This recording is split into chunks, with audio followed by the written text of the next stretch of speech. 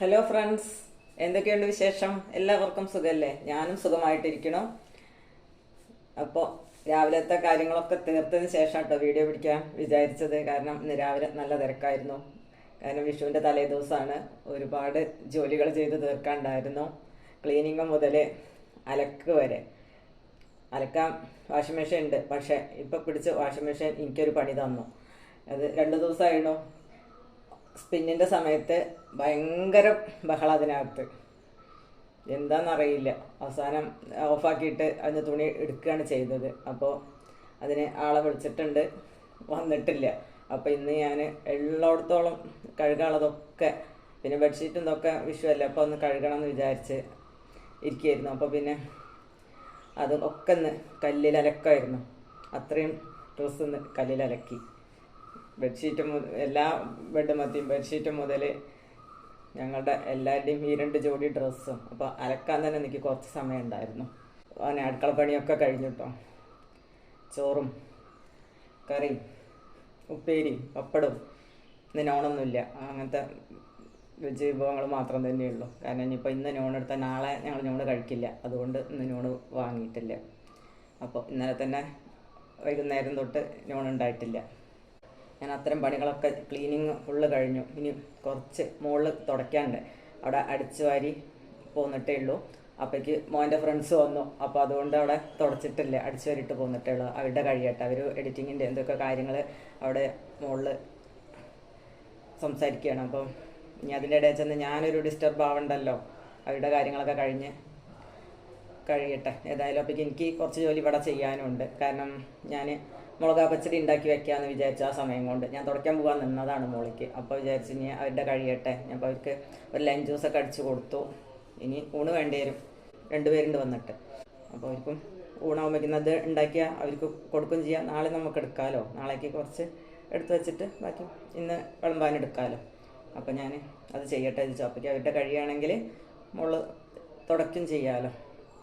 അപ്പോൾ മുളകാ പച്ചടിയാണ് ഉണ്ടാക്കണത്. ഏത് സദ്യക്കും ആദ്യമൊക്കെ ഉണ്ടാക്കുന്ന സംഭവങ്ങൾ എന്താണ്? അച്ചാറുകൾ തന്നെയാണ്. മുളകാ പച്ചടി, മാങ്ങയോ നാരങ്ങയോ അങ്ങനെയൊക്കെയുള്ള സംഭവങ്ങളാണ് ആദ്യം നമ്മൾ ഉണ്ടാക്കുക. അപ്പോൾ ഏതായാലും നാളെ കുഞ്ഞ് സദ്യയൊക്കെ ഉള്ളൂ, എന്നാലും എല്ലാ വിഭവങ്ങളും കുറച്ചൊക്കെ ഉണ്ടാക്കണം എന്ന് വിചാരിക്കുന്നുണ്ട്. വിഷു അല്ലേ, വിഷു നമ്മൾ ആഘോഷിക്കണ്ടേ. എല്ലാവരും അതിൻ്റെയൊക്കെ തിരക്കിലും ഒരുക്കത്തിലാവും എന്നറിയാം. എല്ലാവർക്കും ഇന്ന് ഭയങ്കര ബിസി ആവും എന്നറിയാം. അവർ സംസാരിക്കണം ഇങ്ങോട്ട് കേൾക്കാണ്ട്, മുകളിലാണെങ്കിലും കൂടിയിട്ട്. മുകളിലെ സിറ്റ് ഔട്ടിലാണ് തോന്നിയിരിക്കുന്നത്, അതാണ് ഇങ്ങോട്ട് വല്ലാതെ കേൾക്കേണ്ടത്. അപ്പോൾ നമ്മൾ പുളി വെള്ളത്തിലിട്ട് വെച്ചിട്ടുണ്ട്. അപ്പോൾ മുളകാ പച്ചടി ആദ്യം ഉണ്ടാക്കിയെടുക്കുക. പുളി ഇഞ്ചിന്നോ മുളകാ പച്ചടി എന്നൊക്കെ പറയാം കേട്ടോ. അപ്പോൾ അത് ആദ്യം തന്നെ ഉണ്ടാക്കാം. അപ്പോൾ ആദ്യത്തെ ഒരു ജോലി അതങ്ങോട്ട് കഴിച്ച് വയ്ക്കാം. പിന്നെ മാങ്ങ കൊണ്ട് ഒരു അച്ചാറുണ്ടാക്കി വെക്കണം. പിന്നെ ബാക്കിയുള്ളതൊക്കെ നാളെ. വിഷു എന്ന് പറഞ്ഞാൽ എല്ലാവർക്കും നല്ല നല്ല ഓർമ്മകളായിരിക്കും സമ്മാനിക്കുന്നുണ്ടാവുക അല്ലേ. നമ്മൾ പടക്കമൊക്കെ പൊട്ടിച്ച് പൂത്തിരിയൊക്കെ കത്തിച്ച്, വിഷു കൈനീട്ടാണ് അതിൽ പ്രധാനം. വിഷു കോടി അധികം ആൾക്കാരും എടുക്കാറുണ്ടാവില്ല, പക്ഷെ വിഷു കൈനീട്ടം അത് നമ്മൾ ആരും മുടക്കാത്തൊരു സംഭവമാണ് അല്ലേ. നമ്മുടെ വീട്ടിലെ മുതിർന്ന ആൾക്കാർ നമുക്ക് എന്തായാലും വിഷു കൈനീട്ടം തരും. പക്ഷെ വിഷുവൊക്കെ നമുക്ക് ശരിക്കും നമ്മൾ ആഘോഷിക്കേണ്ട ഒരു കാര്യമാണ്. കാരണം എല്ലാവർക്കും സന്തോഷം നൽകണ എന്തെല്ലാം സംഭവങ്ങൾ അതിൽ വരുന്നുണ്ട്. അപ്പോൾ നമ്മുടെ മുളകാ പച്ചടിക്കുള്ള പുളിയാണ് കേട്ടോ.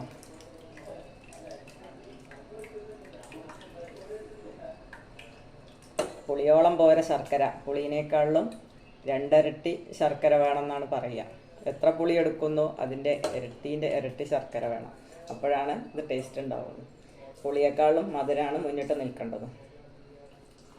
എല്ലാവരും ഉണ്ടാക്കുന്ന സംഭവം തന്നെയായിരിക്കും, എന്നാലും ഞാനൊന്ന് പറഞ്ഞു എന്ന് മാത്രം. അത്യാവശ്യം നല്ല തിക്കിലങ്ങോട്ട് പുളി കലക്കിയെടുത്താൽ എന്താണെന്നറിയാം, പെട്ടെന്ന് കുറുകി കിട്ടും.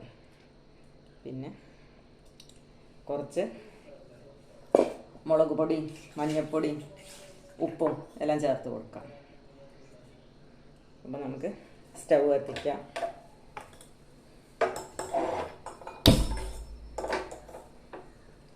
കുറച്ച് ഉപ്പൊക്കെ ചേർത്ത് കൊടുക്കാം.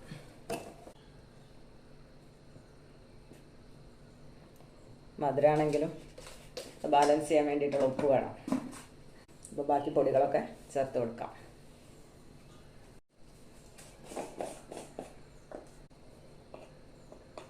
മുളക് പൊടിയൊക്കെ കുറച്ച് മതി കേട്ടോ. നമ്മൾ പച്ചമുളക് വെളിച്ചെണ്ണയിൽ മൂപ്പിച്ചിടും, അപ്പോൾ അതിൻ്റെ ഒരു ചെറിയ എരിവും കൂടി ഉണ്ടാവില്ല. അപ്പോൾ മുളക് പൊടിയൊക്കെ കുറച്ച് മതി.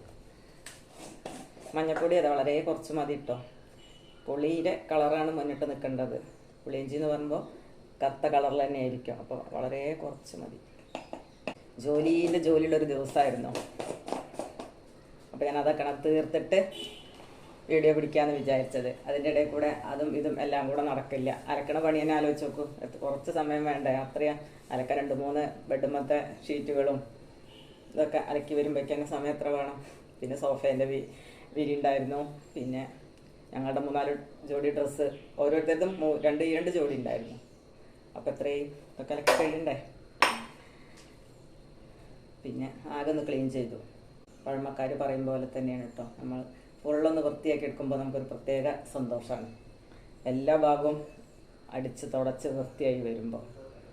എന്നും ചെയ്യണതാകൊണ്ട് ഒരുപാട് നേരം നിന്ന് ചെയ്യാനുള്ളതൊന്നുമില്ല. കാരണം മറാലയാണെങ്കിലും പൊടിയാണെങ്കിലൊക്കെ ഞാൻ കാണുമ്പോൾ ക്ലീൻ ചെയ്യുന്നതാണ്. അതുകൊണ്ട് അത്ര അധികം ഒന്നും ഉണ്ടായിരുന്നില്ല. പക്ഷേ എല്ലാം ചെയ്ത് വരുമ്പോഴേക്ക് സമയം കുറച്ചാവുമെന്ന് മാത്രം.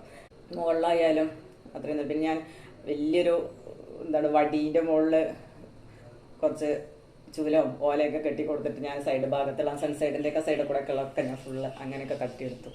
എത്തുന്ന ഭാഗത്തുനിന്ന് കേട്ടോ. ഇനി കുറച്ച് പിന്നെ മറ്റേ ഓപ്പൺ ടെറസ് പോയിട്ട് ആ സൈഡിൽ നിന്ന് കുറച്ചുകൂടെ കിട്ടാനുണ്ട്. ഇനി ഞാൻ ഉണ്ണേട്ടം വരിക അല്ലെങ്കിൽ മോന് ഫ്രീ ആവട്ടെ, അപ്പോൾ അവനെ കൊണ്ടൊന്ന് ചെയ്യിക്കണം എന്നൊക്കെ വിചാരിക്കുന്നുണ്ട്.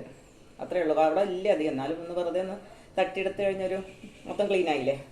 ഇത്രയും ദിവസം ഈ മതിലിൻ്റെ പണിയും കാര്യങ്ങളൊക്കെ ഉണ്ടായതുകൊണ്ടാണ് പിന്നെയും കുറച്ചുകൂടെ പൊടി വന്നത്.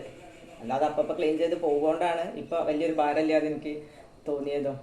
അന്നുള്ള കാര്യങ്ങളൊക്കെ അന്നു തന്നെ വൃത്തിയാക്കി പോയതുകൊണ്ട്. മറ്റിതൊക്കെ നമ്മളെല്ലാം കഴിയട്ടെ എന്ന് വെച്ച് എന്താണ് അവസാനം ആകെ വൃത്തികേടായിട്ടുണ്ടാവും. എവിടുന്ന് തുടങ്ങണം എന്നറിയാത്തൊരു ഫീലാവും നമുക്ക്. പണി കുന്നുകൂടി അങ്ങനെയാണ്. എവിടെ തുടങ്ങണം എവിടെ അവസാനിപ്പിക്കണം എന്നറിയാത്തൊരവസ്ഥ ഉണ്ടാവും. അപ്പോൾ ഞാൻ അത്ര ഭാരത്തിനൊന്നും വെക്കാറില്ല. എടുക്കാൻ ഞാൻ തന്നെയുള്ളൂ. ആളെ വിളിക്കാമെന്ന് വിചാരിച്ചാൽ നമ്മൾ വിചാരിക്കുന്ന സമയത്തൊന്നും ആളെ പണിക്ക് കിട്ടിക്കൊള്ളണമെന്നില്ല. ക്ലീനിങ്ങിൻ്റെ പണിയൊക്കെ ആകുമ്പോൾ ആളെ കിട്ടാൻ കുറച്ച് ബുദ്ധിമുട്ടുണ്ട്. അപ്പോൾ ഞാൻ ഒന്നും ബാക്കി വെക്കാതെ പരമാവധി അപ്പം എടുത്ത് ഇനിയിപ്പം അലക്കിയിട്ടതൊക്കെ കൊണ്ടുവന്നൊന്നും അതാത് സ്ഥാനത്ത് ഇപ്പോൾ ഷീറ്റുകളൊക്കെ ആണെങ്കിൽ അതിന് വിരിച്ചിടണം. ഇത്രയൊക്കെ പണികൾ. ഇനി അത് രാത്രിക്ക് അത്രയും പണികളൊക്കെ ഉണ്ട്. പിന്നെ നമുക്ക് വിഷുക്കണി കാണാനുള്ള സംഭവങ്ങളൊക്കെ കൊന്നപ്പൂവൊക്കെ കൊടുന്ന് വെച്ചിട്ടുണ്ട് കേട്ടോ. സന്ധ്യ കഴിഞ്ഞിട്ട് വിളക്കൊക്കെ കൊളുത്തതിന് ശേഷമാണ് കണി ഒരുക്കാനൊക്കെ ഉള്ളത് നോക്കുള്ളൂ. അപ്പോൾ ശർക്കര ചേർത്ത് കൊടുക്കാം.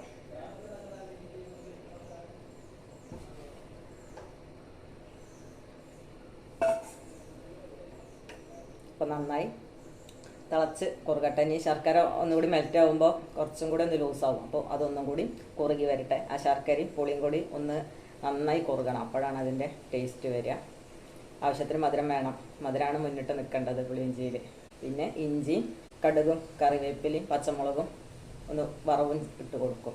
ആ ഇഞ്ചിയും പുളിയും മധുരം കൂടി ചേരുമ്പോഴൊരു ടേസ്റ്റാണ് ഇതിന് ഹൈലൈറ്റ് ചെയ്യുന്നത്, പുളിയിഞ്ചി. പിന്നെ ഉഴുന്ന പരിപ്പും കുറച്ച് കടുകും എള്ളും കൂടെ വറുത്തിട്ട് വാങ്ങി വെച്ചതിന് ശേഷം വറുത്തിട്ട് ഇട്ട് കൊടുക്കാം. നമ്മുടെ പുളിയിഞ്ചി റെഡിയാവും.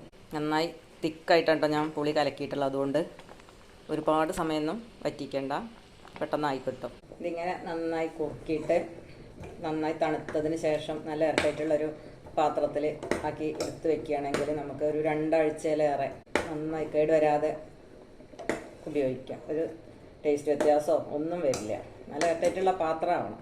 നമ്മൾ ആക്കി വെക്കുമ്പോൾ നന്നായി പാത്രം ക്ലീൻ ചെയ്ത് തുടച്ചിട്ട് ജലാംശമൊന്നും ഉണ്ടാകരുത്. അങ്ങനെയൊക്കെ എടുത്ത് വെച്ച് നോക്കിയൊക്കെ ഉപയോഗിക്കുകയാണെങ്കിൽ 2 ആഴ്ചയിലും കൂടുതൽ ഒരു കുഴപ്പമില്ല. ഇതേ ടേസ്റ്റിലിരിക്കും. ഇവിടെ ഇരിക്കാറുണ്ട്, ഞാൻ ഉണ്ടാക്കി വെക്കാറുമുണ്ട്. ഇവിടെ ഞാനും ഉണ്ടായിരുന്നു മാത്രമേ കഴിക്കുള്ളൂ. ഓനൊന്നും വലിയ ഇഷ്ടമല്ല. അതുകൊണ്ട് ഞാൻ ഒരു ബോട്ടിലുണ്ടാക്കും. അപ്പോൾ അത് ഞങ്ങൾക്കൊരു 15 ദിവസത്തിലേറെയൊക്കെ ചിലപ്പോൾ കഴിക്കാനുണ്ടാവും. ഞാൻ ഫ്രിഡ്ജിലൊന്നും വെക്കാറില്ല, പുറത്ത് തന്നെ വെക്കാറ്. എന്നാലും കേട് വരാറില്ല. അതേ ടേസ്റ്റ് തന്നെ ഉണ്ടാക്കി അന്നത്തെ അതേ രുചിയിൽ തന്നെ. നന്നായി കുറുക്കും വേണം. എന്ത് സാധനം നമ്മൾ സൂക്ഷിക്കുന്ന പോലെയല്ലേ അതിൻ്റെ ഗുണമായിരിക്കുക. നമ്മളെന്തെങ്കിലുമൊക്കെ പോലെ എടുത്തു കഴിഞ്ഞാൽ നമ്മളെ കൈ തന്നെ അങ്ങനെ അതിലൊക്കെ തട്ടിച്ചിട്ടോ അങ്ങനെയൊക്കെ ആകുമ്പോഴാണ് അത് കൂടുതൽ കേട് വരാനുള്ളത്. ഇനി നമ്മളതിൽ മറ്റേ പൊടികൾ കൂടെയൊക്കെ ചേർക്കുമ്പോൾ പെട്ടെന്നായി കിട്ടുമല്ലോ. ആവശ്യത്തിന് കുറുക്കം. വിളമ്പിയാൽ അവിടെ ഒലിച്ചു പോവാതെ അവിടെ നിൽക്കണം. അതാണ് അതിൻ്റെ പരുവം. പക്ഷെ ചിലയിടത്തൊക്കെ ഇഞ്ചി ചേർക്കില്ല കേട്ടോ. ഇഞ്ചി ചേർക്കാതെ ഉണ്ടാക്കും ചില സ്ഥലത്ത്. ഇവിടെ രണ്ടും ഉണ്ടാക്കും, പക്ഷെ എനിക്ക് ഇഞ്ചി ചേർത്തതാണ് കൂടുതൽ ടേസ്റ്റ് തോന്നുന്നത്. പച്ചക്കറിയൊക്കെ വാങ്ങി കൊടുന്നു കേട്ടോ. എല്ലാ പച്ചക്കറിയും വാങ്ങി. അവിയൽ വെക്കണം, പിന്നെ ഒരു ഓലൻ, സാമ്പാർ, ഒരു തോരൻ, പിന്നെ ഒരു സാലഡ്, പിന്നെ മുളകാപ്പച്ചടി, മാങ്ങ, അതിൽ പായസവും. ഇത്രയൊക്കെയാണ്. മസാലക്കറിയൊക്കെ ചിലപ്പോൾ ഉണ്ടാക്കണമെന്ന് വിചാരിക്കുന്നുണ്ട്. നാളെ അവിടെ ഞങ്ങളുടെ അടുത്തുള്ള അമ്പലത്തിൽ പൂജ ഉണ്ട്, അപ്പോൾ അവിടെ പോയി തൊഴണം. അപ്പോൾ ഇതൊക്കെ കഴിഞ്ഞ് വന്നിട്ട് വേണം പാചകം ചെയ്യാൻ. ഞാൻ രാവിലെ നേരത്തെ കഴിയും, പൂജ നേരത്തെ കഴിയും. അപ്പോൾ അവിടെ അമ്പലത്തിൽ വിഷുക്കണി ഉണ്ട്, അപ്പോൾ അതും തൊഴാം.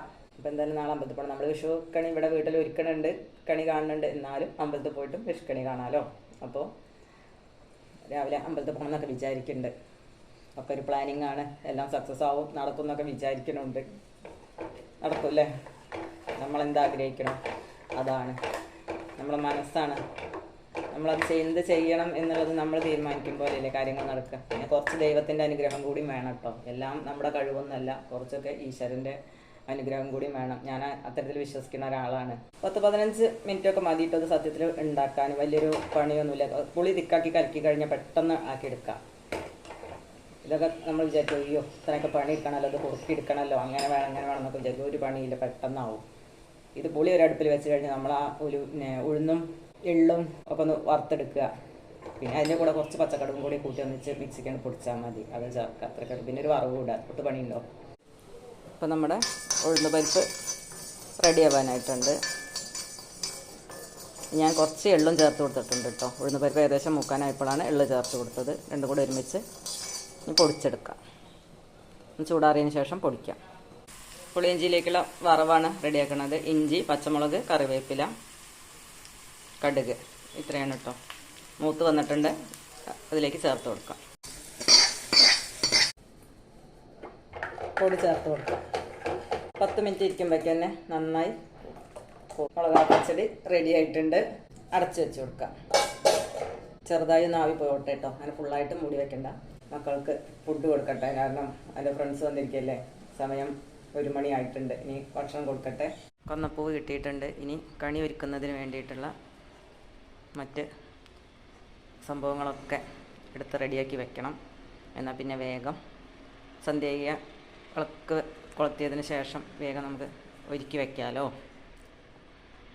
ഉണങ്ങല്ലരി വേണം, പിന്നെ വെള്ളരിക്ക വേണം, കണിക്കൊന്ന വേണം, കൊന്നപ്പൂക്കൾ, പിന്നെ നമ്മുടെ വീട്ടിലുള്ള എന്തെല്ലാം കാർഷിക വിഭവങ്ങളുണ്ട് അതൊക്കെ വേണം. പിന്നെ വാൽക്കണ്ണാടി വയ്ക്കും, അല്ലാത്തവർ കണ്ണാടി വയ്ക്കും, കസവുമുണ്ട് വേണം, പിന്നെ കൺമഷി, കുങ്കുമം, പ്രധാനമായിട്ടും ഭഗവാന്റെ ഫോട്ടോ വിഗ്രഹവും വേണം. അങ്ങനെ ഒരുപാട് സംഭവങ്ങൾ വേണം. എനിക്ക് ഓർമ്മയിൽ വന്ന കുറച്ചൊക്കെ കാര്യങ്ങൾ ഞാൻ പറഞ്ഞു. പിന്നെ നാളികേരം വേണം. ഇവിടെയൊക്കെ നാളികേരം മുറിച്ചിട്ട് നമ്മളതിൽ ഉണങ്ങല്ലരി കൊണ്ടൊരു കിഴി കെട്ടിണ്ടാക്കും. എന്നിട്ട് അതിൽ രണ്ടിലും വെച്ച് വെളിച്ചെണ്ണ, നെയ്യോ ഒക്കെ ഒഴിക്കാം. എന്താണെന്ന് വെച്ചാൽ അതൊക്കെ നെയ്യാണെങ്കിൽ നെയ്യ് ഒഴിക്കാം, വെളിച്ചെണ്ണ ആണെങ്കിൽ വെളിച്ചെണ്ണ ഒഴിക്കാം, നല്ലെണ്ണയാണെങ്കിൽ നല്ലെണ്ണ ഒഴിക്കാം, ഏത് ഒഴിക്കാം. എന്നിട്ട് നമ്മൾ കണി കാണുന്ന സമയത്ത് ആ നാളികേരം മുറിയിൽ ആ കിഴിയിൽ കൂടി നമ്മൾ കത്തിക്കും. പിന്നെ 2 നിലവിളക്ക് കത്തിക്കാം. പിന്നെ കിണ്ടിയിൽ വെള്ളം വേണം, വെളുത്ത പുഷ്പങ്ങൾ വേണം, കോവയ്ക്ക വേണം, പിന്നെ നെല്ല്, അരി നമ്മൾ ഉണങ്ങലരി വെക്കണ്ടല്ലോ. പിന്നെ വെറ്റിലടയ്ക്ക വേണം, നെല്ല് വെക്കാം. അങ്ങനെ നമ്മുടെ വീട്ടിൽ എന്തെല്ലാം കാർഷിക സംഭവങ്ങളുണ്ട്, അല്ലെങ്കിൽ നമുക്ക് എന്തെല്ലാം കിട്ടുന്നു അതൊക്കെ വെക്കാം. പിന്നെ അങ്ങനെ കുറച്ച് സാധനങ്ങളൊന്നുമില്ല, കുറച്ചേ ഉള്ളൂ വെച്ചിട്ട് അത് വെച്ചും കണി കാണാം. പിന്നെ നാണയങ്ങൾ പ്രധാനം കേട്ടോ. നാണയം വെക്കണം, സ്വർണം വെക്കണം. സ്വർണ്ണമൊക്കെ കണി കാണണം.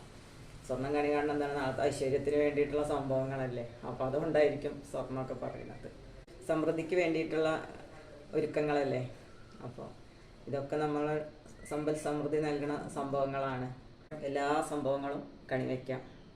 അപ്പോൾ മറ്റൊരു വീഡിയോ ആയിട്ട് വീണ്ടും കാണാം.